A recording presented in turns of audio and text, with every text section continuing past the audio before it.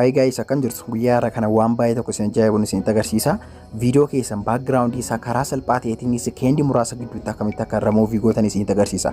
Akkuma agartan viidiyoon kuni originaalli isaa kan bakka keessatti waraabame green screen tokko kan ofirraati hin Cause I don't give a fuck what you say. Yeah, I'ma do shit my way.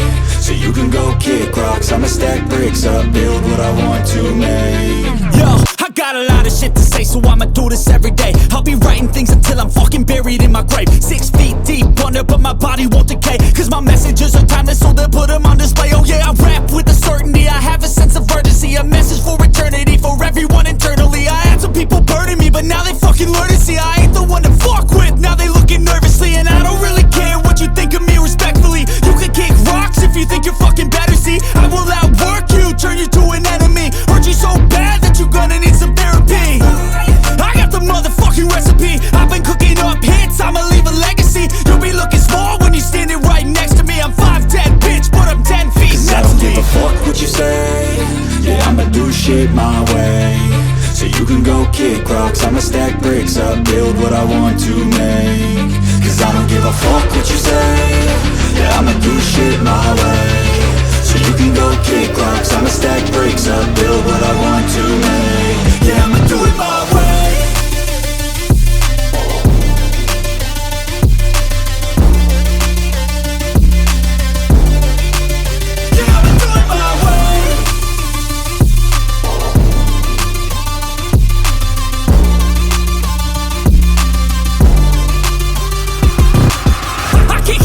Coming out with a statement. You really changed, man, all your music and arrangement. You don't know shit, shut your mouth, you can save it. I'm the same dude that got his come up from the basement. 100 songs, 100 weeks, didn't change it. Experiments, development, intelligence, and patience. I'll do it all again, cause I never feel complacent. Let's keep the good vibes, positivity's contagious. I'm never looking back, cause I made a life that's passionate. A college graduate suppressing all his talents, yeah. He found a way to go and change, become an advocate. For taking control of your life, go out and battle. And you think you have a dream, then act on it. Get after it, get out your head and fucking capture it. You got one life to master it.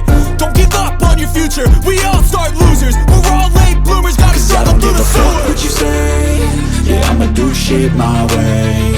So you can go kick rocks, I'ma stack bricks up, build what I want to make. Cause I don't give a fuck what you say. Yeah, I'ma do shit my way. So you can go kick rocks, I'ma stack bricks up, build what I want to make. Yeah, I'ma do it my way.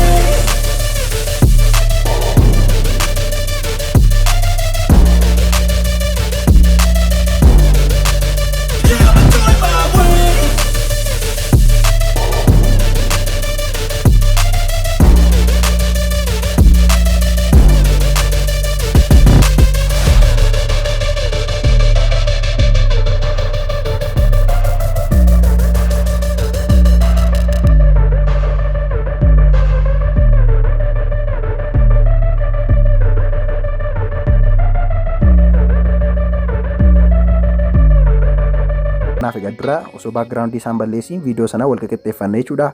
Wantoota barbaanne keessaa kunnee baasuu yoo barbaanne viidiyoocha irra ni tuqna, saniin booda split bakka jettu ishee kanarra ni tuqna jechuudha. Akkuma agartan ni kutachuudha viidiyoo sana.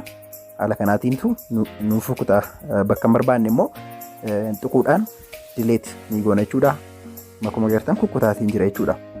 Viidiyoo sana irra nan tuqaa delete nan godha. Amma akkuma agartan background isaa babbareechaatiin jira jechuudha. Akkan xumureenis egaa wanti hin godhu viidiyoo isa oriijinaala irra nan tuqaa jechuudha. Amma maal gochuuf deemaa jira? Background isaanii balleessina jechuudha. Viidiyoon kun akkuma agartan baay'ee tokko fokkisaa, addanna isaa yoo agartanii baay'ee tokko fokkisaa. Kanaaf maal goona? Viidiyoocha irra ni tuqna isa oriijinaala irra, saniin booda jala kanarraati optionii baay'ee jira. Isaan kana keessaa akkanatti gara mirgaatti dabarsuudhaan remove background kan jettu jirti. Remove background kan jettu ishee kanarra ni tuqna jechuudha. Remove background kan jettu kana yeroo nuun tuqnu viidiyoo keenya irraa background isaa balleessuu ni eegala jechuudha. Yeroo isin remove background tuqxan egaa akkuma agartan iddoo kanarraa percentii 100 ga'utti ni lakkaa jechuudha. Akkuma agartan gara percentii 15 darbeetti jira. Baay'ee tokko speedii qaba jechuudha. Yeroo muraasaaf eegdu Egaan irra caalaa kan speedii isiniif qabaatuuf immoo viidiyoo keessan gargar kokkottanii deemtanii splaayit gochuun yoo irraatii baakgiraawundii isaa irra muuvii gootan baay'ee tokko gaariidha jechuudha. Amma parsantii 100 osoo hin gahin iyyuu baakgiraawundii isaa irra muuvii godhee naaf balleesseeti jira. Egaan nan obsa jechuudha amma 100 ga'utti baay'ee tokko naaf qixxeessee miidhagsee abdii guddaan qaba. Akkuma agartan baay'ee tokko profeshinaaladha. Baakgiraawundii viidiyochaa baay'ee tokko kan fokkisu ture. Amma akkuma agartan parsantii 85 ga'eeti jira.